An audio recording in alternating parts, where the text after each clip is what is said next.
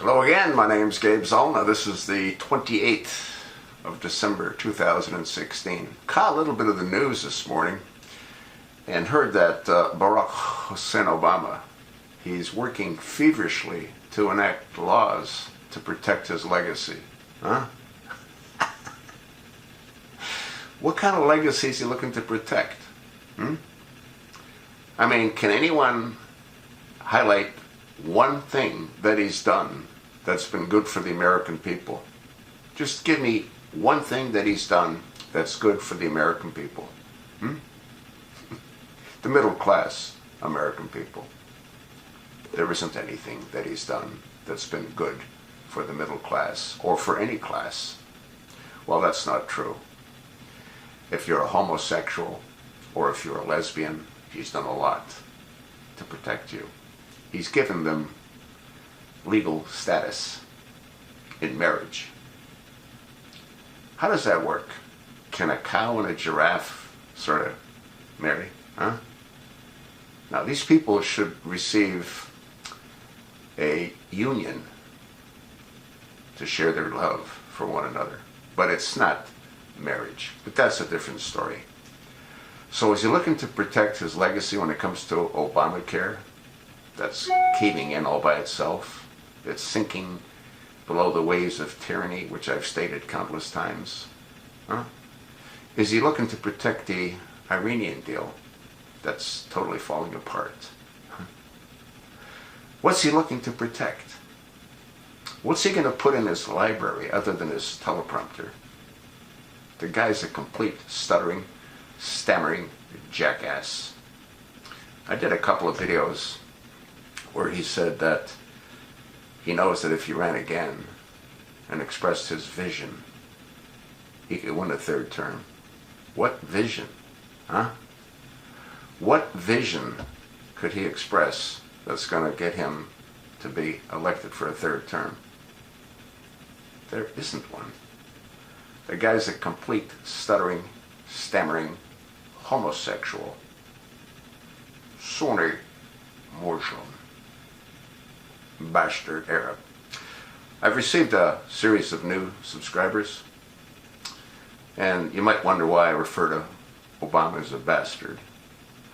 Well, because his mother, Ann Dunham, if that's his mother, never married Frank Marshall Davis, who I believe is a sperm donor. They couldn't marry.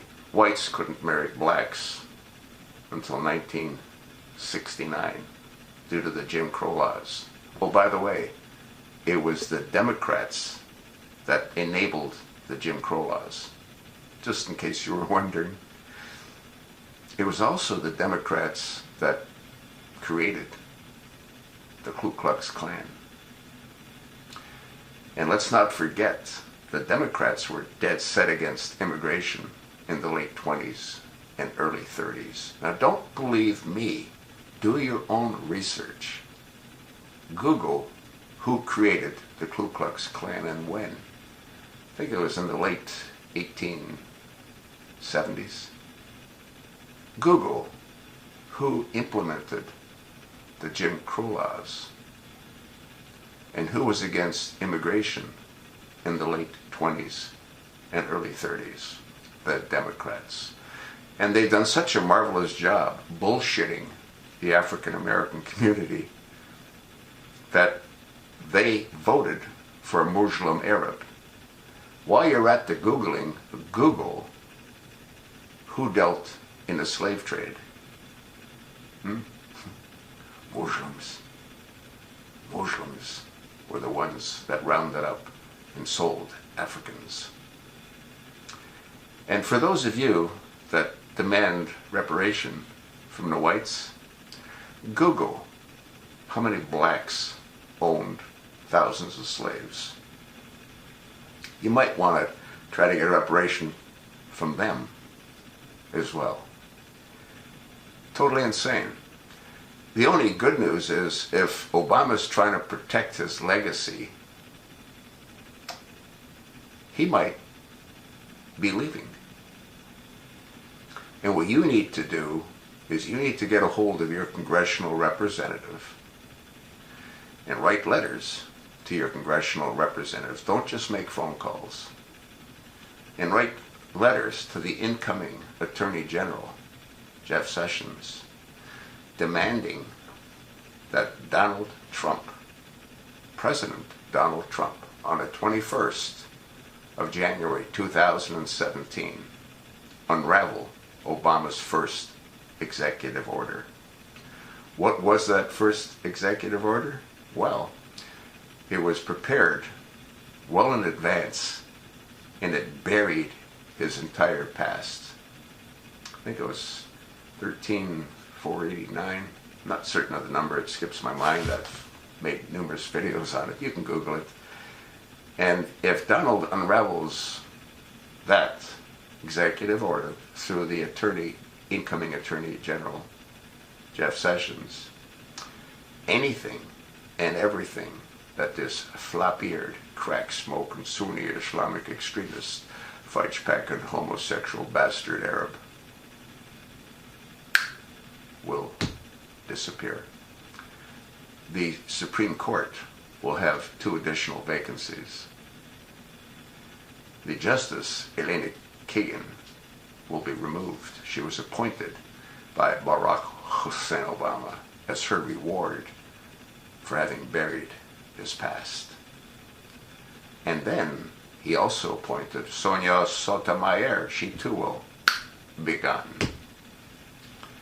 And then the minority Speaker in the House of Representatives, Nancy Pelosi. She'll have to verify and explain how she could have vetted Obama, and she signed off on his eligibility to be POTUS when he had no past to verify, thanks to Elena Kagan. Are you sort of following the pieces of the puzzle here? And how about Eric H. Holder Jr.? Well, Eric H. Holder Jr. was a partner in the law firm that was engaged by the Supreme Court Justice, Elena Kagan. You also need to take a look at where this flop-eared, crack-smoking, Sunni Islamic extremist, fudge-packing, homosexual bastard Arab got a couple of $1 million to pay the law firm that Eric H. Holder Jr. was a partner in. Probably from the DNC. Wouldn't that make them culpable as well? Huh? Yeah. We'll see how this thing unravels. But again, the good news is Obama might really be leaving the White House. We'll see. Won't we? Thanks for listening. Pass it along to your like-minded friends. Oh no, by the way, if you haven't subscribed to the channel, please do so.